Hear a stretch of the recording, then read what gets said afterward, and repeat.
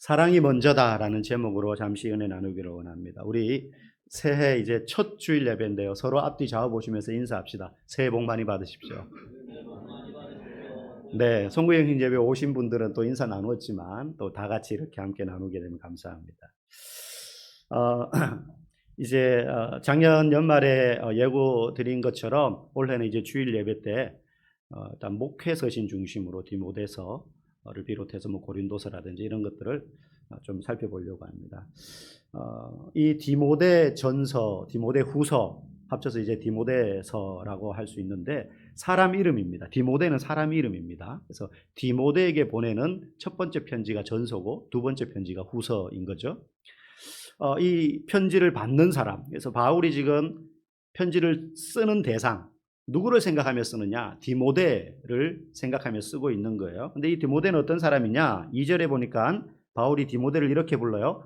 믿음 안에서 참 아들 된 디모데. 바울은 실제 육신의 아들은 없습니다. 결혼을 안 했다고 알려지기 때문에. 그런데 믿음 안에서 디모데를 이렇게 생각하는 거예요. 너는 나의 진짜 아들이다. 내게 비록 육신의 아들은 없지만 믿음 안에서 너는 내 아들이야. 굉장히 아끼는 거예요. 바울이 전도 여행을 오랫동안 다니면서 그의 수족처럼 또 그의 손과 발이 되어서 함께 동고동락하면서 전도 여행을 다녔던 많은 동역자들이 있습니다. 실라도 그렇고요. 또 누가도 그렇고요. 많이 있습니다. 그러나 그 중에서 디모데에게 이렇게 부르는 거예요. 너는 나의 참 아들이다. 믿음 안에서. 이런 영적 신앙의 동지가 있다는 건 정말 복된 일이라고 생각을 해요.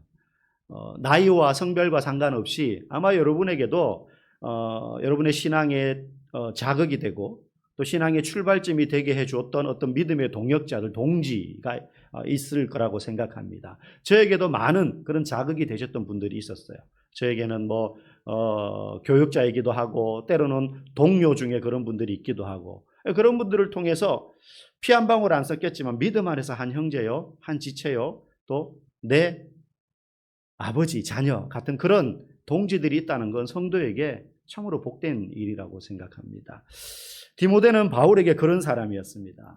오늘 보니까 에베소에 글을 남겨뒀다라고 말해요. 바울이 전도 여행을 하면서 에베소라는 곳에서 에베소 교회를 개척해서 세우게 됩니다. 그리고 다른 어떤 곳보다 에베소에 오래 머물면서 3년 동안 머물면서 눈물을 쏟으며 그 교회를 목양을 했었던 교회가 에베소 교회예요. 보통은 바울이 급하게 도시를 다니면서 전도를 하고 복음의 씨앗 정도만 뿌리고 겨우 이 복음의 모판 정도 만들어 놓고 이동하고 이렇게 했었거든요. 그런데 이 에베소 교회는 3년 동안 바울이 머물면서 성경을 가르치고 제자를 양육하고 그리고 지도자를 세우고 했었던 교회였어요. 눈물과 애정을 많이 쏟았던 교회가 에베소 교회인데 이 에베소 교회를 떠나면서 그 다음에 후임자로 누구를 거기다가 보내냐면 디모데를 보낸 거예요.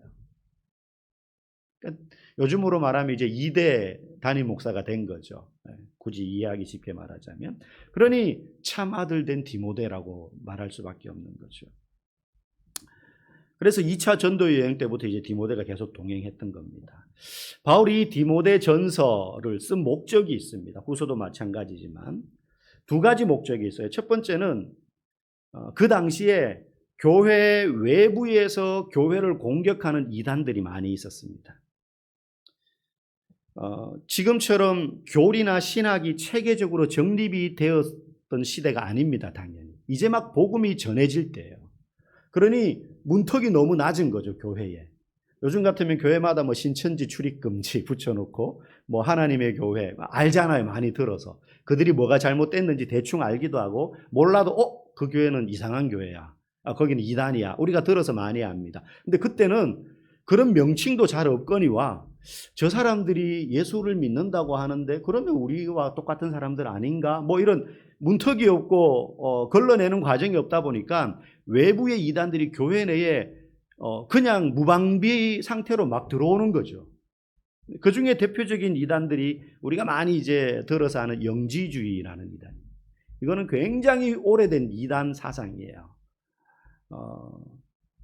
오늘날에도 이단들 중에는 이런 영지주의 사상에 뿌리를 두고 있는, 자기들은 영지주의가 뭔지 모르지만 거기에 뿌리를 두고 있는 이단 사상들이 굉장히 많습니다. 어쨌든 그런 외부로부터의 이단들의 공격으로부터 신앙의 순수성을 지키기 위해서 이 디모데전서를 첫 번째 썼어요. 물론 내부적인 이단들도 있었습니다. 오늘 본문에도 나오지만 율법주의 같은 것들이죠.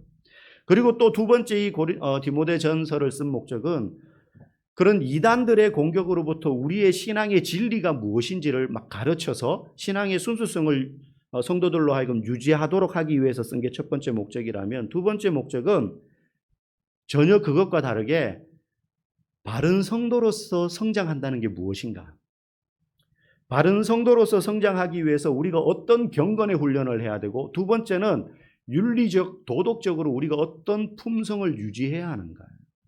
여러분, 이게 굉장히 중요합니다. 우리는 신앙이 좋고 성숙한 성도라고 하면 어떤 경건의 훈련과 관련된 부분, 성경을 많이 읽고 기도를 열심히 하고 예배를 빠지지 않고 헌금을 많이 하고 봉사를 많이 하고 금식하고, 이런 경건의 훈련을 우리가 잘하면 경건한 성도라고 생각하지만, 거기에 플러스 도덕적, 윤리적인 우리의 성품과 삶이 함께 뒷받침될 때 그 성도가 성숙한 성도가 된다라고 가르치기 위해서 이 디모데전서를 바울이 기록한 거라는 거예요. 그래서 오늘 4절 말씀에 바울이 첫 번째 이렇게 말합니다. 신하와 끝없는 족보에 몰두하지 마라. 두 가지를 말하죠. 하나는 신화, 두 번째는 끝없는 족보. 이 두 가지가 의미하는 바가 있어요. 신화적인 가르침을 하는 이단들이 있었습니다. 아까 제가 교회 외부에서 교회 안으로 무분별하게 들어오는 그 당시에 이단 사상 중에 하나가 영지주의라는 게 있다고 했습니다. 이건 굉장히 광범위하게 퍼져 있던 사상이었어요. 이 영지주의에서는 어떤 가르침을 하느냐 하면, 원래 이들이 기독교를 공격하려고 했던 건 아니에요. 근데 이 사상이 기독교 안으로 몰려 들어오면서 짬뽕이 됩니다. 그래서 너희들이 하나님의 뜻을 제대로 알려면, 지금 우리는 완성된 66권의 정경인 성경이 있지만 그 당시 신약교회 성도들한테는 이런 사도들이 써주는 편지 내지는 구약 성경밖에 없었어요. 그래서 이들의 가르침이 왜곡되기 시작하는 거예요. 너희들이 하나님의 뜻을 제대로 알려면 구약 성경만 알아서 되는 게 아니야. 거기에다가 신적인 어떤 특별한 지식을 소유해야지 돼. 뭔가 특별한 사람에게만 하나님이 부어주신 어떤 영적인 통찰력, 신비한 지식, 이런 것을 소유해야지만이 하나님의 뜻을 알 수 있어. 그러면서 그 특별한 지식을 강조하면서 거기에다가 어떤 신비적인 신앙의 요소와, 그리고 구전으로 전래되는 어떤 신화적인 이야기들, 우리가 지금 66권 정경을 가지고 있지만 그 당시에도 유대 사회 내에 요즘으로 말하면 외경이나 위경에 해당되는 성경을 흉내낸 비슷한 어떤 자칭 선지자요 교사라고 말하는 사람들의 가르침을 적은 서신이나 글들이 많이 횡행했었어요. 거기에는 약간 신비적이고 신화적인 가르침들이 막 들어와 있었거든요. 이걸 막 갖다 붙여가지고 이걸 다 이해해야지 영적인 지식을 소유함으로 하나님의 뜻을 바로 알 수 있어 라고 교회에 들어와서 이 사람들이 막 성도들에게 이런 가르침을 설파하고 있었던 거예요. 그러니 이게 걸러내는 게 없으니까, 교리나 체계가 지금처럼 없었으니까, 그러니 성도들에게 그냥 무방비로 이게 몰려 들어오고 있었던 거예요. 그래서 이런 이단들, 그래서 성도들의 신앙이 막 혼란이 가중되고 있었어요. 그리고 두 번째, 끝없는 족보가 가르치는 건 무엇을 의미하느냐 하면, 영지주의가 교회 밖에서 교회 안에 침투하는 잘못된 사상이라면 교회 내부에서 발언한 잘못된 가르침들이 있었는데, 그게 뭐냐면 율법 교사들이 말하는 율법주의였어요. 많은 설명을 할 수 있지만 한 줄로 이야기하면, 그들은 구약 성경만 가지고 있었다 그랬잖아요. 초대교회 성도들은 너희들 율법의 규례를 행해야 돼. 예수를 믿지만 새로운 시대가 열렸는데 예수님이 율법의 완성이라고 했는데 아니야. 너희가 정말로 바른 성도가 되려면 구약의 율법도 다 지켜야 돼. 그래서 이방인들이 막 복음을 듣고, 바울이나 이런 사도들에 의해서 이방인들도 복음을 듣고 그리스도인이 되었단 말이에요. 많은 교회들이 이방 지역에 세워졌어요. 근데 이 율법주의자들은 그런 데 찾아가서 뭐라고 이야기하느냐 하면, 이방인 너희도 할례 다 받아야 돼. 그래야 진짜 아브라함의 자손이 되는 거야, 영적으로. 그러면서 율법을 막 강요하기 시작하는 거예요. 유대인들은 자기들은 태생적으로 어려서부터 그 율법대로 할례 받고 성인식을 하고 토라를 외우고 이런 거 다 했는데 이방인들 보고도 너네 그거 다 해야 된다는 거예요. 우리가 드리던 제사 너희도 다 드려야 된다는 거예요. 더 이상 제사가 무의미해졌는데도 불구하고 이걸 이제 끝없는 족보라고 지금 바울이 표현하고 있는 거예요. 이런 상황에서 외부의 어떤 그런 영지주의적인 공격, 내부에서 율법주의자들의 공격, 이 사이에서 성도들이 막 신앙의 혼란을 가지게 되는 상황에 바울이 이 편지를 쓰면서 가장 중요한 신앙의 기본이 뭔지를 이야기해 주는 거예요. 혼란스러울 때는요, 기본으로 돌아가는 게 제일 중요하거든요. 운동선수들이 슬럼프에 빠지면 막 홈런 뻥뻥 때리던 타자들도 슬럼프에 빠질 때가 있잖아요. 그러면 어떻게 합니까? 배팅볼부터 처음에 다시 한다고요. 내 자세, 팔꿈치가 혹시 바뀌지 않았나? 팔을 펴는 왼팔 팔로 스윙할 때 팔이 어떻게 움직이나? 이거를 자기도 모르게 습관화되어 버린 잘못된 자세들을 교정하면서 기본으로 돌아가거든요. 이게 바울이 말하는 겁니다. 너희들 신앙이 막 헷갈리지?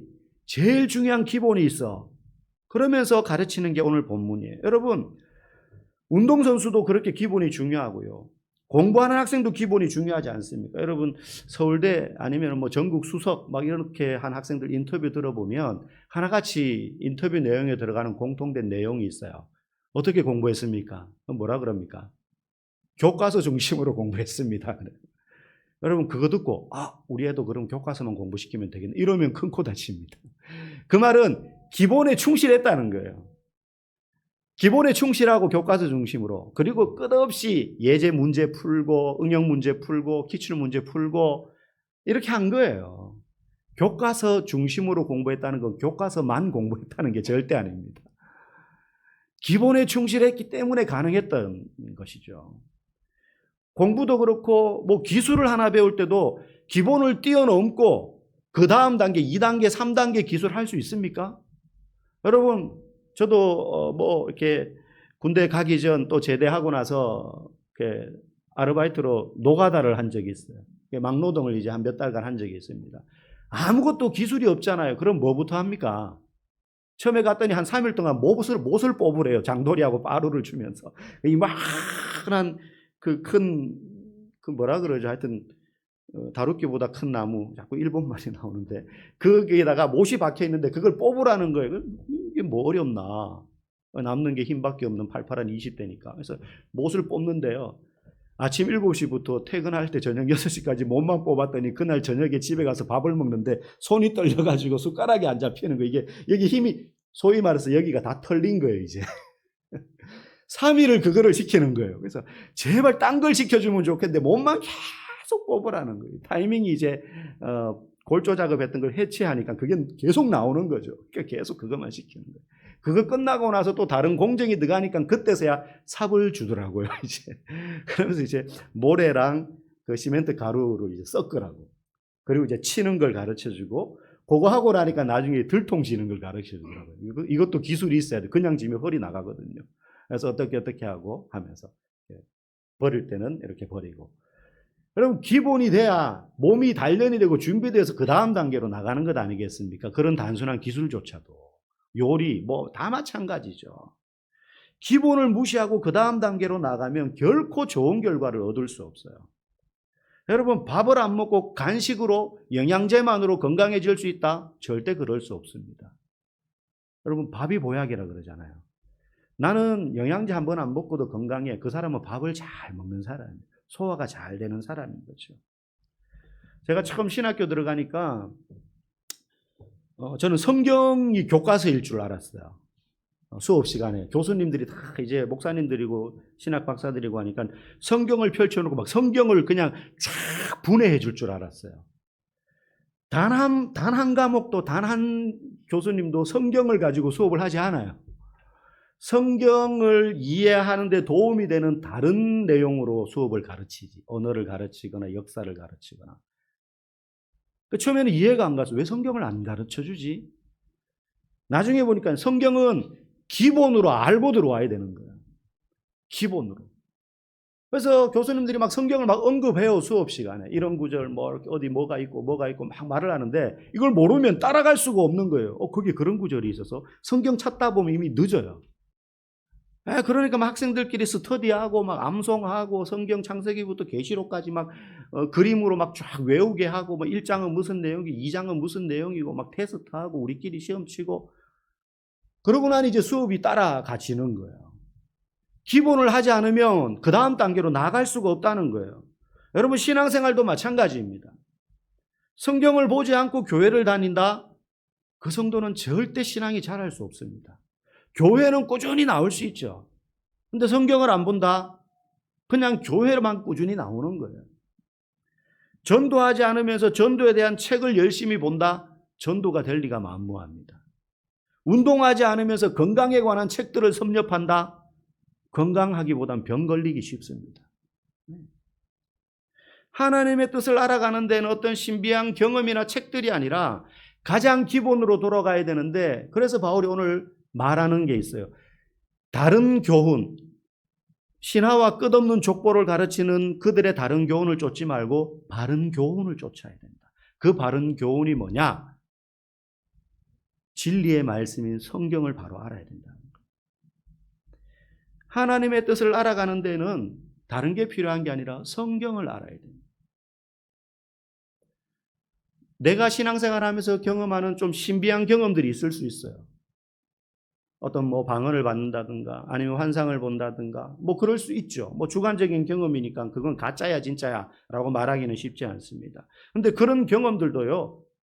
성경을 통해서 검증해야 돼요. 하나님의 말씀을 모르면 내가 지금 경험하고 있는 신앙의 체험이 그저 감정적인 동요인지 아니면 진짜 하나님이 내게 주신 은혜인지 헷갈릴 수가 있어요.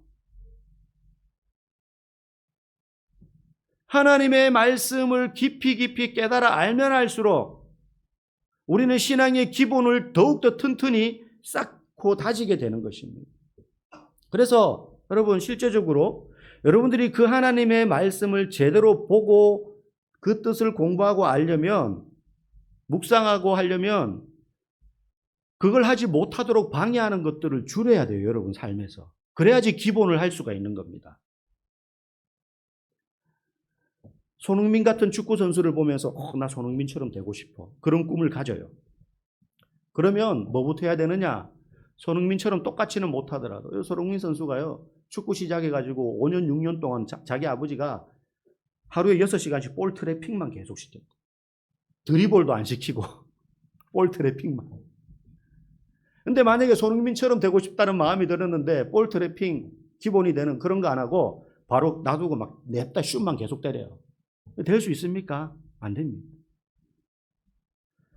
우리가 하나님의 말씀인 성경을 읽으려면 보려면 그걸 방해하는 것들을 제거하고 거기에 집중할 수 있어야 돼요. 다른 거 다 하고 남는 시간에 성경을 읽으려고 한다? 절대 못합니다. 여러분 그렇게 한가하지 않지 않습니까? 여러분 얼마나 바쁘게 삽니까? 아침에 일어나서 눈 떠서부터 해야 될 일들이 잠자리에 들기까지 계속 있잖아요. 그거 다 하고 남는 시간에 나는 성경 봐야지 절대 못 봐요. 그러니 가장 기본인 바른 교훈인 하나님의 말씀을 내가 배우려면 읽으려면 적어도 다른 거 하고 남는 시간에 이걸 확보하는 게 아니라 이 시간부터 확보하고 다른 걸 해야 되는 거예요. 그러려면 내 삶을 빼곡히 채우고 있는 여러 가지 일상의 삶의 것들을 조절해야 돼요. 줄이든지 없애야 된다는 것입니다. 운동, 충분한 수면, 에너지 충족을 위한 여가생활 좋습니다. 저도 누립니다. 저도 그런 거 하는 거 좋아요. 그러나 신앙의 성숙을 위해서 해야 될 가장 기본적인 경건의 삶을 할 시간이 없다면 그런 걸 줄여야 돼요. 그런 시도조차 없는 상태에서 나도 신앙이 성숙했으면 좋겠어 꿈만 꿔봐야 절대 성숙할 수가 없다는 겁니다. 여러분 오늘 많은 사람들이 유튜브 보는 거 좋아하잖아요. 여러분 휴대폰 가지고 가장 많은 시간 어디다 쏟습니까? 그걸로 쇼핑도 하고 드라마 못 본 드라마도 보고 뉴스도 보고 유튜브도 보고 그러잖아요. 오죽하면 그 길바닥에 이거 사거리에 신호등 길바닥에도 있잖아요. 사람들이 거기 서서도 이게 켜졌는데도 보행 신호를 안 보고 계속 보고 있으니까 밑에 이제 해놓는 것 아니겠습니까? 그런 거 다 좋은데 그거 다 하고 남는 시간에 성경 봐야지 하면 절대 못 봅니다. 그거 다 하고 피곤해서 성경 볼 시간이 없다고 한다면 그 사람이 아무리 주일을 빠지지 않고 열심히 교회 나온다 하더라도 그 사람은 경건해질 수 없습니다. 성장도 안 되고 성숙하는 건 불가능하다는 거죠. 그래서 지금 바울이 말하는 이 바른 교훈, 이 바른 교훈에 우리는 집중해야 돼요. 그러면 바울이 말하는 바른 교훈과 그 거짓 교사들이 가르치던 신화와 끝없는 족보의 차이가 뭐냐? 뭐가 다르다는 거냐? 5절 말씀 우리 읽어보겠습니다. 시작.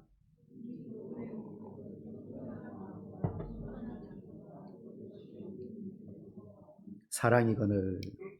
이 당시에 그런 것, 잘못된 것들을 가르치는, 다른 교훈을 가르치는, 끝없는 신화와 끝없는 족보와 신화를 가르치는 그런 이단들이 많이 있었는데, 이 사람들이 신화와 족보들을 들이밀면서 이걸 알아야 너가 바른 신앙인이 될 수 있어라고 헛소리를 하는 교사들이 많았어요. 교회 안에 막 들어와 있었어요. 그런데 그런 교사들은 가르치고 훈계하는 목적이 뭐냐면 자기의 명성과 인기를 위해서요. 그런데 바른 교훈, 즉 진리의 말씀은 어떤 동기에서 가르치느냐? 정결한 믿음에서 나오는 사랑이 동기가 되는 거예요. 내가 이걸 잘 가르쳐가지고 나도 인기를 얻어야지, 내 추종자들을 만들어야지. 아닙니다. 먼저 그 말씀을 받은 나는 나를 사랑하시는 하나님의 사랑이 동기가 되어서 그 말씀을 배우는 것이고, 또 바울과 같은 지도자들이 성도들에게 이 교훈을 가르치는 목적 또한 그들을 사랑하는 마음이 동기가 되어서 가르치는 것이었어요. 여기서 정결한 믿음에서 나오는 사랑이라는 말은 그리스도를 향한 온전한 사랑을 말해요. 그리스도를 향한 사랑이 이러한 교훈의 목적이라는 거예요. 동기가 된다는 거예요. 사실 이 말씀은 목사인 저에게 가장 먼저 적용해야 될 말씀이죠. 항상 성도들에게 권면하고 말씀을 가르칠 때마다 과연 내 마음의 동기는 이기적인 것이 아닌가, 아니면 그리스도를 향한 순전한 사랑 때문인가를 점검해야 되겠죠. 뭐 저뿐만 아니라 많은 목사들이 마찬가지일 겁니다. 인기를 끌려고 하는 건 아닌가. 이단들은 안 그렇다는 거예요. 이단들은 인기 끌려고 하는 거죠. 자기 추종자들 만들어가지고 자기 말 잘 듣는 사람들 모으는 거죠. 그래서 세를 넓혀가려고 그런 것들을 가르친다는 겁니다. 바울이 왜 지금 내가 이렇게 너희들에게 이런 바른 교훈을 가르친다, 이런 이유에 의해서 가르친다, 이건 그리스도를 향한 순전한 사랑 때문이다 라고 밝히는 이유가 있습니다. 왜냐하면 사람들을 훈계하고 가르치는 건 결코 가르치는 자도 즐거운 일이 아니고 그 말씀을 받는 자도 기쁘기만은 하지 않기 때문이에요. 그래서 아무리 좋은 이런 의도로 가르치더라도 그대로 그 의도가 100% 전달되기보다는 때로는 오해가 생깁니다. 저 목사님이 나를 치려고 지금 저런 말씀을 하나? 예를 들자면 전혀 그게 아닌데, 여러분 그걸 따지기 시작하면 전할 말씀이 없어요. 내가 이 말하면 저분이 마음이 상처받을 텐데, 이 말하면 저분이 상처받을 텐데, 그걸 고민하지 않는 건 아니지만 그걸 다 생각하고 말씀을 전하면 우리 그냥 잘해봅시다 이거밖에 없어요. 바울이 그래서 이야기하는 거예요. 근거 없는 오해도 할 수 있고 잘난 체 하는 거 아니냐 비아냥을 들을 수도 있지만, 그래서 이유를 밝히는 거예요. 내가 너희들에게 이런 교훈을 가르치는 이유는 그리스도를 향한 순전한 사랑 때문이야. 그리고 이 교훈이 그 사랑에서 나온 거야. 내가 너희를 미워하거나 무시하거나 공격하기 위해서 이 말씀을 전하는 게 아니다라고 지금 말하고 있다는 거예요. 그리스도를 사랑하기 때문에 너희들에게 이 바른 교훈을 말하고 있어. 거짓 교사들은요, 자신의 인기와 명성을 위해서 움직입니다. 우리 6절 7절 말씀 읽어보겠습니다. 사람들이 이에서 벗어나 헛된 말에 빠져 율법의 선생이 되려 하나 자기가 말하는 것이나 자기가 확증하는 것도 깨닫지 못하는도다. 자기들이 하는 말이 무슨 의미인지도 모르고 막 가르치는 거예요. 그러나 그리스도를 사랑함으로 가르치는 이 말씀, 바른 교훈, 이게 무슨 의미인지 바울은 정확하게 알고 이야기하고 있습니다. 왜냐하면 사랑은 말만 나불대는 게 아니고 행동하는 것이기 때문에. 그래서 정말로 그리스도를 사랑하는 사람은요, 말로 가르치는 것을 넘어서 행동으로 보여주는 거죠. 나타내는 거죠. 그리고 성숙한 성도는 그 말씀을 받음으로 순종하는 행동으로 또한 나타나는 거예요. 듣고만 끝나는 게 아니라는 거예요. 성숙한 성도의 가장 큰 특징, 그리스도를 사랑함으로 순종한다. 그리스도에게 순종하며 살아온 삶을 가르치고 배우는 것입니다. 행동이 먼저이고 가르침은 그 다음이죠.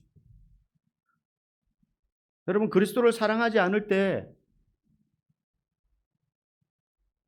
그리스도보다 더 다른 것을 더 사랑할 때, 사실 우리는 그리스도를 사랑합니다. 그런데 문제는 예수님보다 다른 걸 더 사랑할 때가 많다는 게 문제죠.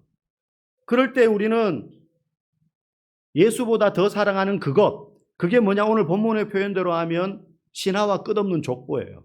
다른 교훈, 다른 가르침, 신앙에서 멀어지게 만드는 다른 가르침들, 오락과 오늘날로 말하면 즐거움, 내 영육의 쾌락을 위해서 즐기는 것, 그것이 범죄까지는 아니라 하더라도 내 하루의 모든 시간 중에 성경을 읽고 바른 교훈에 집착할 수 있는 그 순간마저 빼앗아버리는 것들,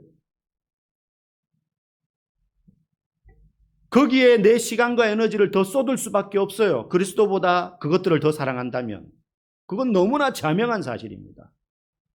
여러분, 음란한 책을 옆에 두고 성경책을 여기 뒀어요. 어느 책을 여러분 열어볼 것 같습니까, 청소년들? 성경책이 더 거룩하니까 나는 여기는 거들떠도 안 보고 성경책 보겠어. 아닙니다. 그 상황에서 성경책을 보려면 이거를 던져버려야 돼요. 눈에 안 보이게 해야 돼요. 찢어버리거나. 사실 그게 능사는 아니지만 비유를 들자면 그거예요. 그리스도보다 더 사랑하는 무엇이 있다면 거기에 우리는 시간과 에너지를 쏟습니다. 우리가 범죄하는 이유도요, 우리가 성품이 못됐거나 인간이 안 돼 먹어서 그런 게 아니라, 환경이 좋지 않아서가 아니라 예수님보다 그걸 더 좋아하기 때문이에요. 예수님보다 욕하는 걸 더 좋아하기 때문이고요. 예수님보다 거짓말하는 걸 더 좋아하기 때문이에요. 사람은 거짓말 싫어할 것 같죠? 좋아합니다. 나를 더 돋보이게 하기 위해서도.